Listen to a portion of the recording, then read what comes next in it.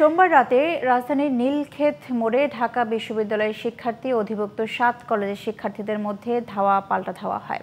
সে সময় ককটেল বিস্ফোরণ ও ইট পাটকেল নিক্ষেপের ঘটনা ঘটে। এতে কয়েকজন আহত হন। পরে পরিস্থিতি নিয়ন্ত্রণে আনতে পুলিশ টিয়ারশেল ও সাউন্ড গ্রেনেড নিক্ষেপ করে।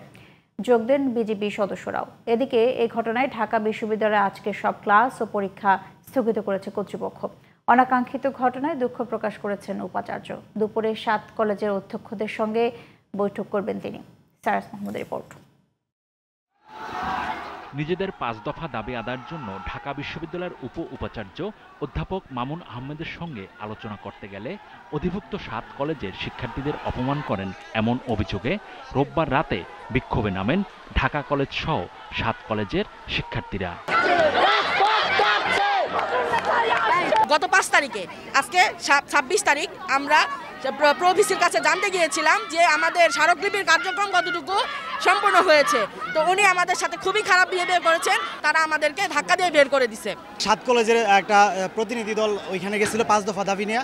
তাদের দাবি তো মানে নেয়, বরঞ্চ এদেরকে অপমান অপদস্থ করে এখান থেকে বের করে দিচ্ছে। রাত ১১টার দিকে ৭ কলেজের শিক্ষার্থীরা ঢাকা বিশ্ববিদ্যালয় এলাকায় প্রভিসির বাসভবন ঘেরাও করার ঘোষণা দিয়ে মিছিল নিয়ে যেতে চাইলে বাধার মুখে পড়েন ঢাকা বিশ্ববিদ্যালয়ের শিক্ষার্থীদের।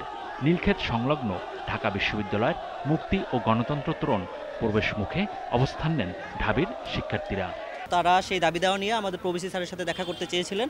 অ্যান্ড প্রভিসি স্যারের কাছে ওরা প্রায় ১০০ জন প্লাস গিয়েছিলেন, যেটা অনেকটা মব সৃষ্টি করার মতো ছিল। রাতের অন্ধকারে ওরা ঘোষণা দিয়ে ঢাকা ইউনিভার্সিটি প্রভিসি আমাদের শিক্ষা ওনার বাসা ঘেরাও করার মতো প্রস্তুতি নিচ্ছিল, এবং ওরা অনেকটা অলরেডি চলেও আসছিল ক্যাম্পাসে। আবাসিক এলাকার ভিতরে ঢুকে ওরা মব ক্রিয়েট করবে, এইটা তো মেনে নেওয়া যায় না। শুরু হয় ধাওয়া পাল্টা ধাওয়া। দুপক্ষের সংঘর্ষে পুলিশ সহ আহত হন বেশ কয়েকজন শিক্ষার্থী।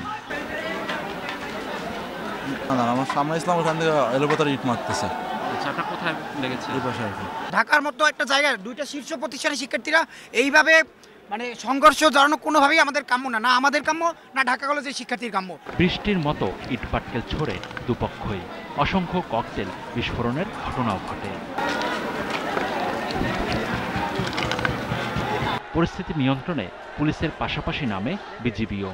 টিয়ারশেল ও সাউন্ড গ্রেনেড ব্যবহার করেও পরিস্থিতি স্বাভাবিক করতে ব্যাপক বেগ পেতে হয় আইনশৃঙ্খলা বাহিনীকে।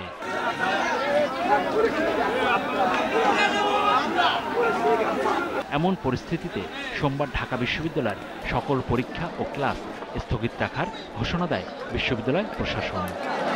Cyrus Mahmud, GTV news, Dhaka.